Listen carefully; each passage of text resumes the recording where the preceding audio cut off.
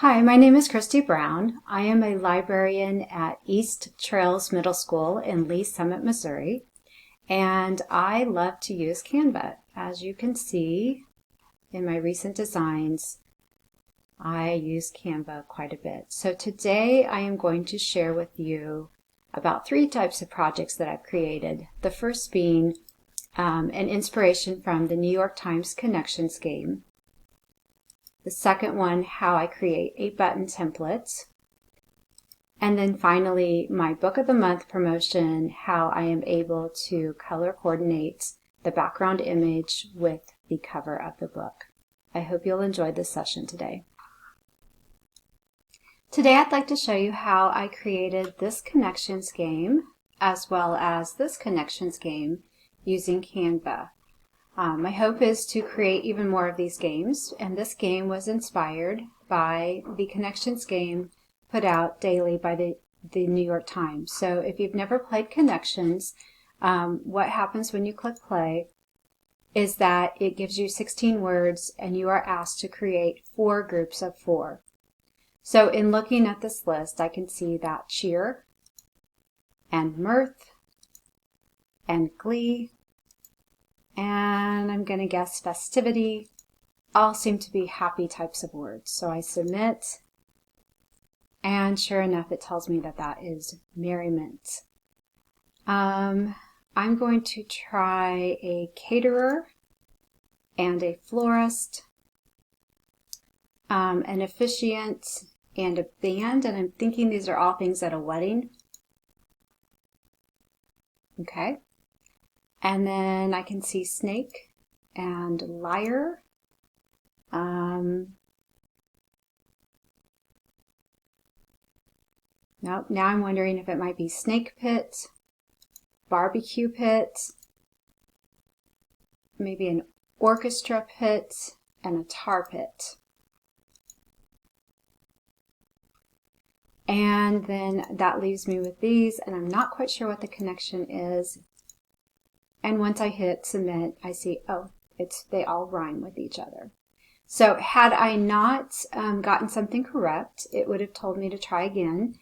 And in the actual Connections game, you only get so many tries, and then it tells you to try again next time. So this is just a fun game to play each day. Okay, so shout out to one of my colleagues, Paula Dampier. She had shown me in the fall some librarians who were making these Connections displays in their library using the physical books. And I unfortunately don't have a great place to display something like that. So I was trying to figure out if there would be a way to create an interactive game. Shortly after that, she sent me a link for a site called swellgarfo.com. And that is exactly what it would do, is you can put in your 4 items and what the description is and generate your own game. But as I did that, and I was thinking about how with the game, I didn't want the students to have to know too much about the book or I just wanted to make it super easy for them. And I could never find a site where I could upload book covers. So that is where Canva came into play, where I built my game here, and then I used Canva to display my book options.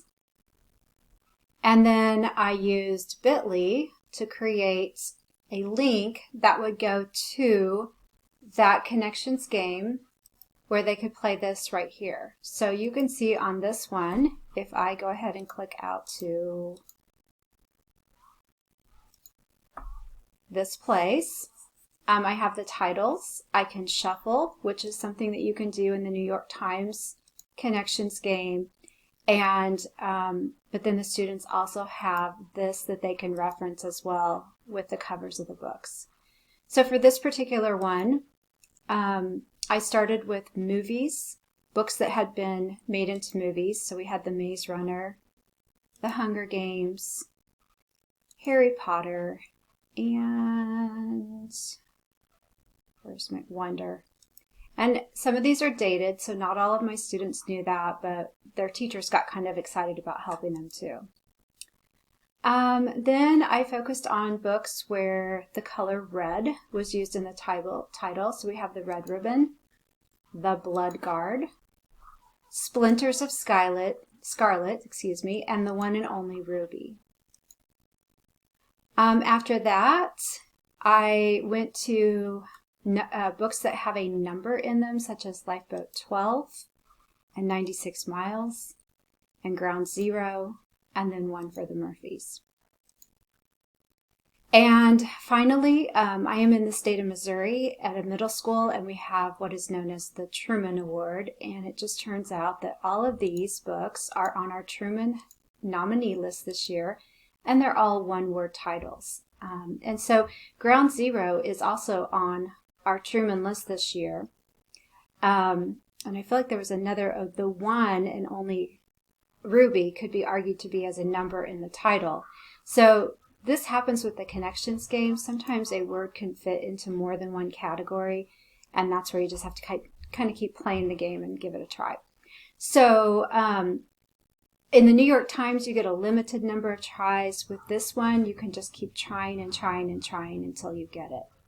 So one thing that I'd really like to point out is, with the exception of the ones that were made into movies, you really, and maybe the Truman nominees, you didn't have to know a lot about these books to do that. And so that's where my second puzzle,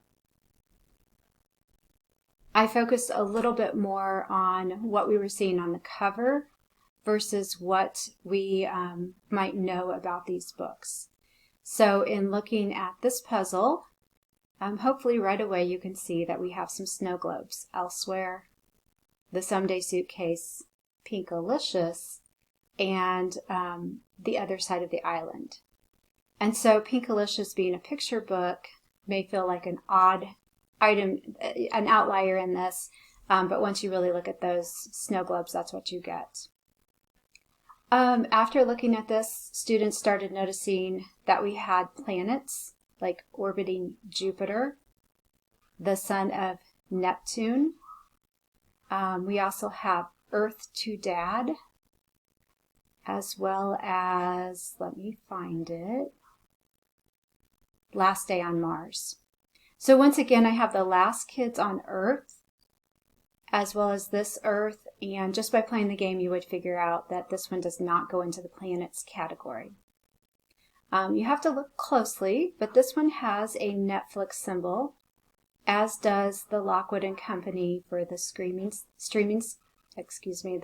Staircase, The Probability of Love at First Sight, as well as To All the Boys I've Loved Before. So all of these have been made into Netflix streaming. And that leaves us with 4 books, and the students that I did this activity with, it took them a little bit to figure it out, but we can see that on each of these covers, we have someone who is wearing a cape. So a perfect example here of you didn't really need to know anything about the books using the cover to do that. And likewise, if you were to go to this bit.ly, then you would see each of these here, and you would be able to play the game and confirm your answers. Okay, so I'm all zoomed in on me now. I wanted to show you that for this most recent game, I made copies of the covers of the books, and when my reading teacher came in with her students, we spread them out on the tables into 4 rows and 4 columns and let the students work together to solve the puzzle, and they really had a good time with that and said that they would like to do more. So that's another way that you can use this connections game. Okay, so let's talk a little bit about how I designed this game. One of my favorite features in Canva is the grid or frame that you can insert so that I can just drag and drop pictures into these little boxes, and I don't have to worry about resizing anything. I don't have to worry about whether things are lined up nice and neat. I'm kind of an OCD person, so this really helps me out with that. So when you're using Canva to find these, you go into your elements, and then I have scrolled down here a little bit, and you're looking for frames or grids depending on what you want to do. So I use these frames a lot, and you have different designs available to you. But if you want something more like I have used here, then you would probably go back to the grids, which is exactly what I did. So I had to scroll quite a ways to find one that had 16 items in it. And you can see that there's one here and one here. This one looks like it's shaped a little bit more like what a book shape would be like for middle school books. But I'm going to go ahead and use this one as an example. You can resize these. And notice that when I resize that, it changes how the depth of all that. If you don't want it to take up the whole thing, then you can, of course, just drag from the corner, or you could always resize this way too. And I did run into that early on when I was designing mine. I think I had mine more square, and as I started to drag and drop book covers into it, I realized that I needed to resize it a bunch. Okay, let's talk about the rest of the design of this. As I mentioned before, I did not have a great place in my library to put together a physical book display. So what I was looking at was, by building this in Canva, I had something that I could print, and I printed a very large document. I used 11 by 17 paper and then cut off the excess sizes of that and hung those on the door. But I also, by using the square size, which I should have probably mentioned from the get-go, this is the Instagram post size. You could use any size that you want. It made it easy for me to share it in a variety of ways. So I sent it to our person that puts together the school newsletter for parents, and they were able to put the image of this in there. So parents and students were seeing exactly this. They have the bit.ly link that they can go to play the game, or they can scan this QR code. I also was able to share it out with teachers. We use Schoology as our LMS platform, so it was something that they could easily post in Schoology and encourage students to play as well. I have toyed around with the idea of printing these out to have smaller ones that students can take, and then on the back side creating 4 columns where they can list the 4 books that they feel fall into each of the categories. And then they can drop that off in the library, and perhaps I'll do a drawing, and the first one I draw out that has all of the correct answers wins a prize. So as for the rest of the design of this, I felt it was important to include a text box where I explained how to play the game. And then my link out to play the game. And again, I used a URL shortener like bit.ly because the Swell Fargo link was really long. And you can use any one that you want. bit.ly happens to have an option where you can create a QR code, and I know many of those URL shorteners have that as well. And so I added that in case they wanted to scan it. Okay, so after I had placed this in here and the text box and everything, I felt like it needed a little bit something more, and that's where I added in these little colored items. And so as you place the Connections game, whether it's through Swell Fargo or through the actual New York Times, you're going to see basically 4 different colors emerge as you get the answers. And so I did just a quick Google search and found something that I saw, and I liked kind of the same little pattern. So I kind of replicated that here. That's what I did. By going into Elements again, this time I went down to Shapes. So I added in this shape, and I knew I wanted it smaller. I moved it into the place where I wanted it.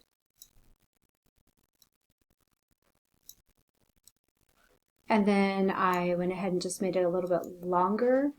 And I knew from the design that I was looking at that I wanted 5 of these across the way. And so I just went in and I would duplicate it and play around with it until I got all 5 lined up the way I wanted.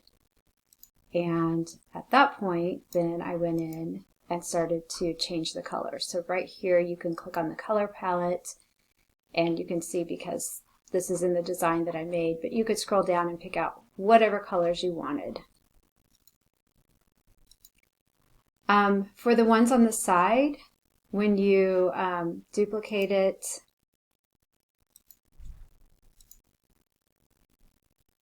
And notice how this little thing drags things over. Then this is going to turn it. And so I just went until I saw 90 degrees, dragged it over, and I just kept playing with that until I got a design that I like. So you can see mine are a little skinnier than these, but truly just whatever works for you. So once you have everything built, the final thing to do is start finding your 16 pictures, figuring out your plan, and then when you find a picture online, you can go into your upload section. And so let's see if I can get mine to do this. So I will look for Allies by Alan Gratz.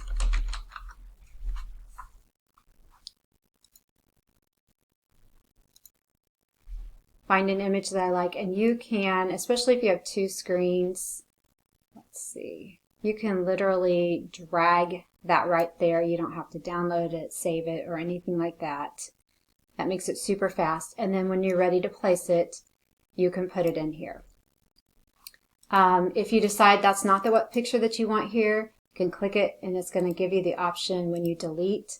Do I want to delete the grid or do I want to delete the image? Well, you want to delete the image. And then if you decide, no, I would rather place that right here, I can place it right here.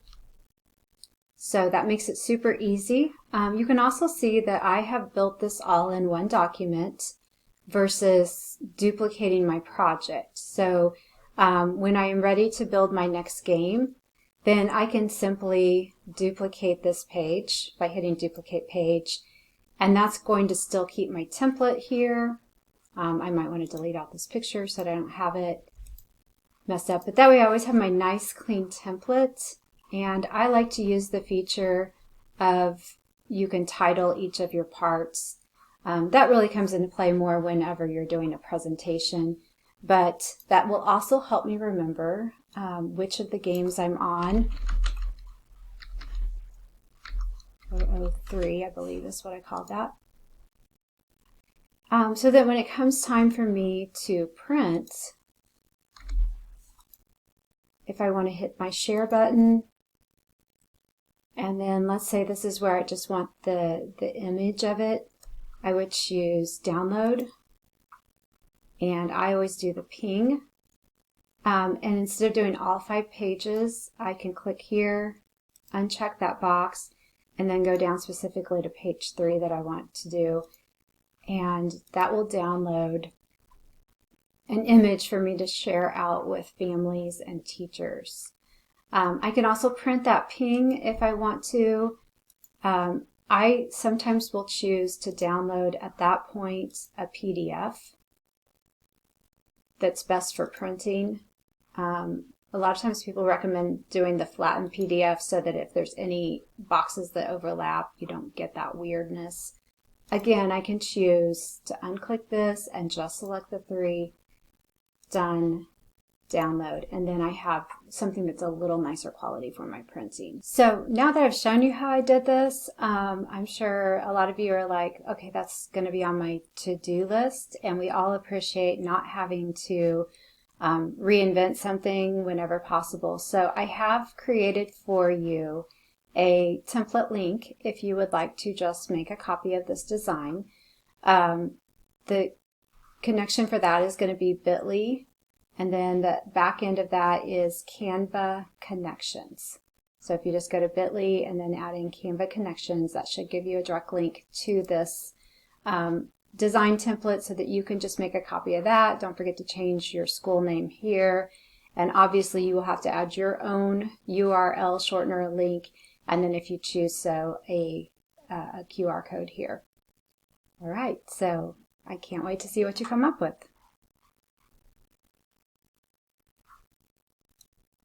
Okay, so we're back full size at me, and I'm going to switch to a new topic now and talk about how to make a design template for button makers. So if you have a button maker machine like I do, where you can cut out the circles of your buttons, I'll show you a way to pretty easily make this in Canva.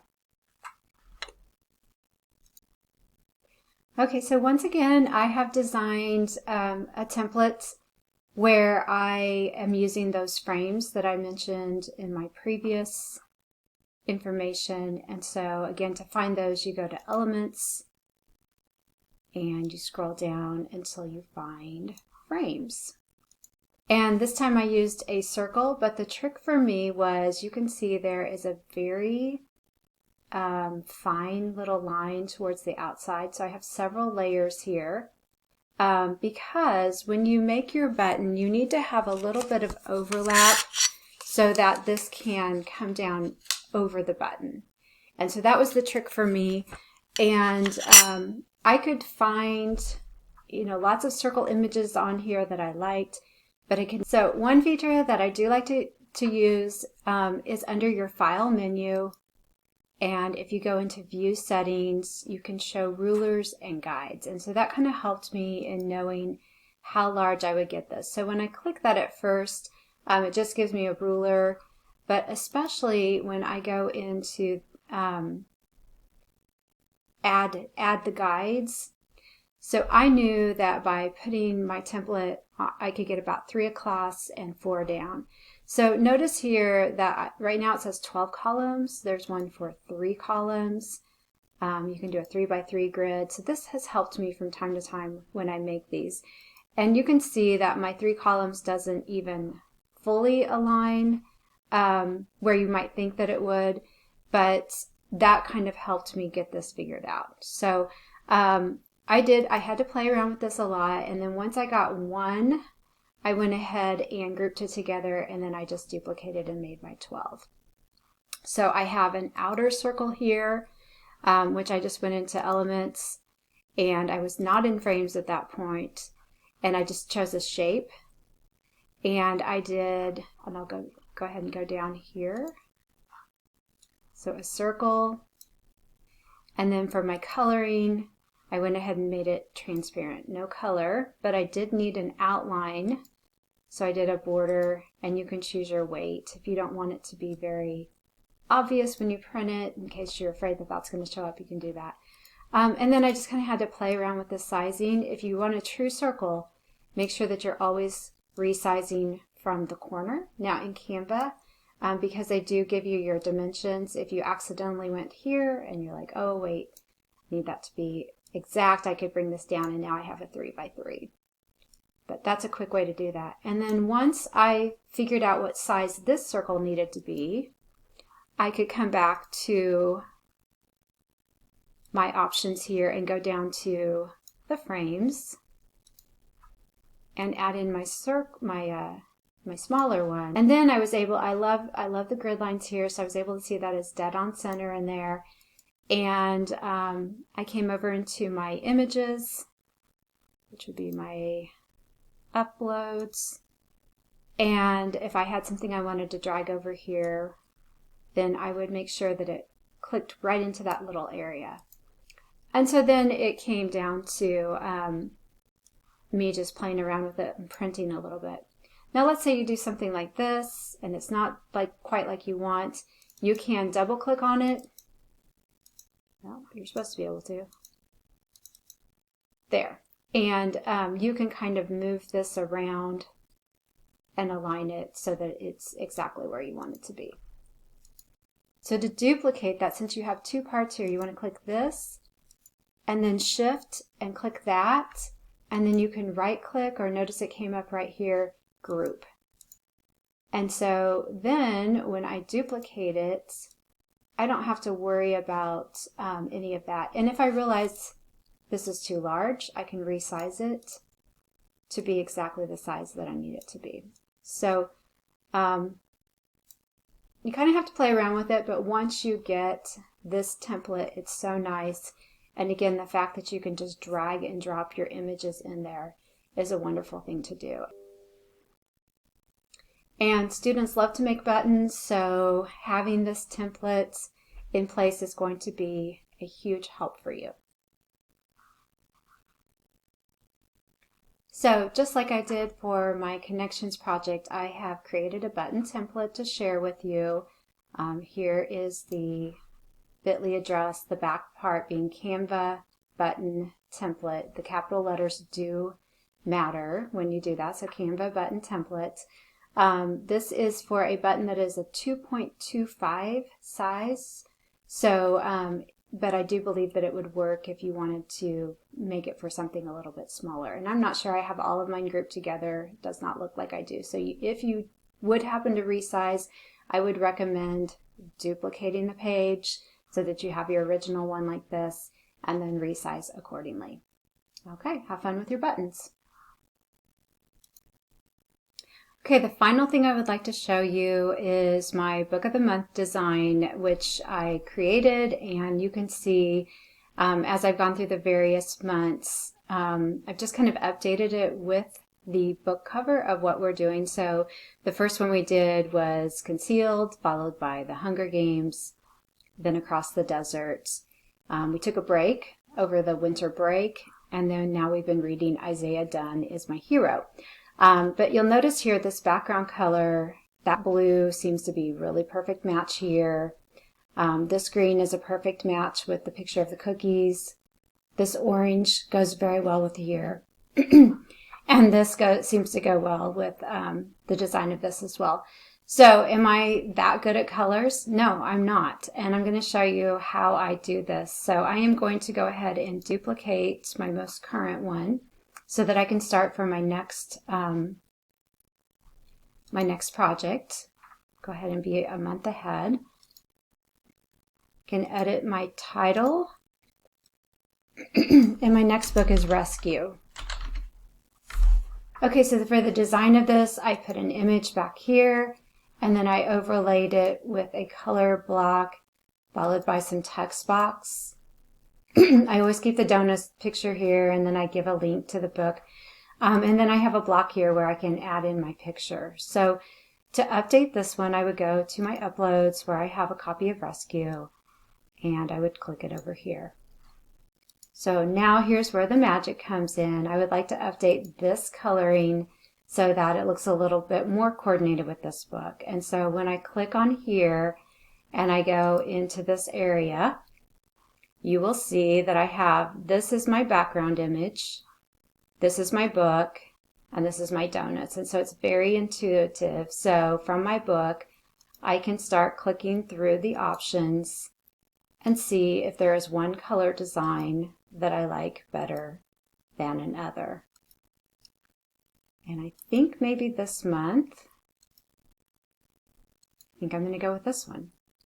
So I just very quickly updated this. I will share it, do my download. I share this one as a ping. I send it out to our newsletter people. We get it on our scrolling announcements, and I share it with teachers as well. And of course, I need to update my date here too. But I love how intuitive the color portion is so that you can kind of match things and make it look very coordinated and very nice. So many thanks for joining me today. Again, my name is Christie Brown, and I am at East Trails Middle School in Lee Summit, Missouri. And today I've shared with you how to create connections games, how to create a button template, and how to use an image to pull from those colors to update a document that you use throughout the years, such as a Book of the Month promotion, to have it nicely color coordinated and just easily ready to go. Thanks for joining me.